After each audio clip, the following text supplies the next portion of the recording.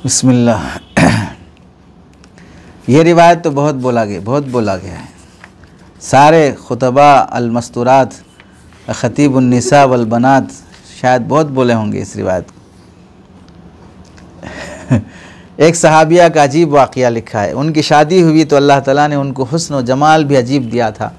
शादी भी एक बड़े अमीर कबीर सहाबी से हुई जिनके पास रिज़्क़ की फ़राख़ी थी, हर तरह के ऐश व आराम का सामान था। मियाँ बीवी खूब मोहब्बत थी, अच्छा वक्त गुज़र रहा था।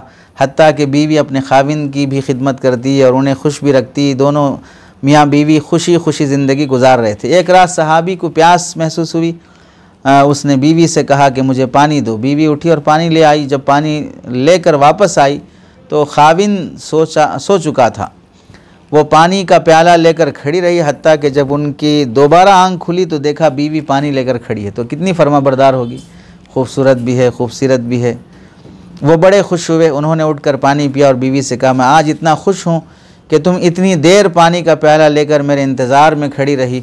आज तुम जो कहोगी मैं तुम्हारी फरमाइश पूरी करूँगा। जब सहाबी ने कहा तो सहाबिया कहने लगी कि क्या आप अपनी बात में पक्के हैं कि जो कहूँगी आप मेरी ख्वाहिश पूरी करेंगे? तो सहाबी कहने लगे, हाँ पूरा करके दिखाऊँगा। सहाबिया कहने लगीं, अच्छा फिर आप मुझे तलाक़ देकर फ़ारिग कर दीजिए। अरे समझे, ये सिर्फ ऐसा नहीं कि तबलीगी भाइयों में कहा गया हो, सूफिया इकराम में भी कहा गया। हज़रत महबूबुल उलमा वस्सुलहा पीर साहब दामत बरकातुहूम की भी एक किताब में लिखा हुआ है। इसका मतलब ये नहीं है कि जो लोग बोले हैं वो नाउज़ बिल्लाह उनका इल्म कम है या नहीं तो वो उनकी तौहीन की जाए, उनकी बेअदबी और गुस्ताखी की जाए, ये मतलब नहीं है। मतलब ये है कि जब ये बात मौजू है, वाज़े हो जाए तो तस्लीम कर लेना।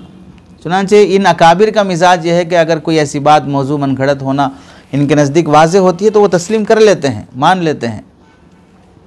हज़रत पीर साहब की किताब में जहाँ पर ऐसी बातें हैं, पड़ोस रियासत के किसी साहब ने किताब लिखी और हज़रत तक पहुँची तो हज़रत ने उनको मक्का मुकर्रमा में वहाँ जब पहुँची तो वहाँ से सलाम सुनाया और कहा कि उन्होंने हम पर हमारा काम हल्का कर दिया। कुछ ऐसे जुमले फरमाए जो यानी किसी का शुक्र अदा करना मकसूद हो बस। तो ये चीज़ होती है।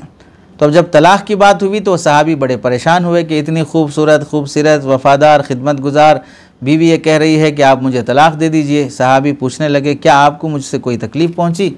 तो बीवी कहने लगी, बिल्कुल नहीं। सहाबी ने कहा कि फिर मैंने आपकी बेकदरी की? हरगिज़ नहीं, कोई आप उम्मीदों को तोड़ा हो मेरी, कोई आपकी बात पूरी ना की हो। नहीं, ऐसी भी कोई बात नहीं है।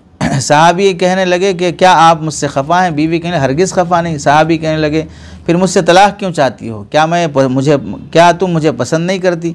बीवी कहने लगी, ये बात भी नहीं है, पसंद भी करती हूँ, मोहब्बत करती हूँ, इसीलिए तो खिदमत करती हूँ। तो आपने कहा था कि मैं आपकी बात को पूरा करूँगा, लिहाजा आप मुझे तलाक़ देकर फ़ारिग कर दें। वो सहाबी हैरान हैं कि कौल भी दे बैठा, यानी कौल भी दे बैठा मतलब जो मांगोगी दे दूँगा। और सहाबी कहने लगे, अच्छा सुबह होगी तो नबी की खिदमत में जाएंगे और आपसे जाकर फ़ैसला करवा लेंगे। बीवी कहने लगी, बहुत अच्छा। चुनांचे मियाँ बीवी रात को सो गए। सुबह हुई तो बीवी कहने लगी, चलो जल्दी चलते हैं। चुनांचे दोनों मियाँ बीवी घर से निकले और चाहते थे कि नबी की खिदमत में हाजिर होकर इस मसले का हल दरियाफ्त करें। अभी रास्ते में ही थे कि सहाबी का किसी वजह से पाँव अटका और वो नीचे गिरे और उनके जिस्म से खून निकलने लगा। तो बीवी ने फ़ौरन अपना दुपट्टा फाड़ा और खाविंद के ज़ख़म पर पट्टी बांधी। उसके बाद उसको सहारा दिया और कहने लगी, चलो घर वापस चलते हैं, मैं आपसे तलाक़ नहीं चाहती। अरे समझे, अब समझ में आया कि सुने हैं कहीं नहीं सुने। सहाबी हैरान हुए कि जब तुमने तलाक़ का मुतालबा किया तो मुझे उस वक्त समझ में नहीं आया, आप कहती हो कि तलाक़ नहीं चाहिए, तो मुझे इसकी भी समझ में, ये बात भी समझ में नहीं आ रही है। तो सहाबिया कहने लगी, घर तशरीफ़ ले चलें, वहाँ जाकर आपको बता दूँगी। जब घर जाकर बैठे तो कहने लगे, मुझे बताओ तो सही क्या बात है? सहाबिया ने कहा, मैं दिल में सोचती रही, मैंने अपने घर में कोई परेशानी नहीं देखी, कोई गम नहीं देखा, कोई मुसीबत नहीं देखी। तो मेरे दिल में ख्याल आया कहीं ऐसा तो नहीं है कि मेरे खाविंद के ईमान में फ़र्क हो, मेरे खाविंद के अमाल में फ़र्क हो। मेरे खाविंद से अगर परवरदिगार को मोहब्बत नहीं होती तो इस बंदे की मैं क्या खिदमत क्या करूँ? इसलिए जब आपने कहा कि मैं तुम्हारी बात पूरी करूँगा तो मैंने कहा कि मैं इस बंदे से तलाक़ चाहती हूँ जिससे मेरे परवरदिगार से मोहब्बत ना हो, या मेरे परवरदिगार मोहब्बत नहीं करते। फिर जब हुज़ूर सल्लल्लाहु अलैहि वसल्लम की खिदमत में इल्म हासिल करने के लिए जा रहे थे ये अल्लाह का रास्ता था, आप गिरे और खून निकला तो मैं फ़ौरन समझ गई कि आपको अल्लाह ताला के रास्ते का गम पहुंचा है, मुसीबत पहुंची है, तकलीफ़ हुई है। यकीनन अल्लाह ताला को अपने से आपसे प्यार है, ये अल्लाह ताला ने आपको नाराज़गी की वजह से खुशियाँ नहीं दी हुई हैं, बल्कि अल्लाह ताला को आपसे मोहब्बत है, इस वास्ते अल्लाह ने आपको खुशियाँ दी हुई हैं। अब मुझे तलाक़ लेने की कोई ज़रूरत नहीं है, इसलिए मैं सारी ज़िंदगी आपकी खादिमा बनकर आपकी खिदमत करूँगी। अरे समझ गए? तो मतलब ये हुआ कि मुसीबतें आने से वो समझते थे कि अल्लाह हमसे मोहब्बत करता है, तो इस वास्ते हम पर मुसीबतें आ रही हैं।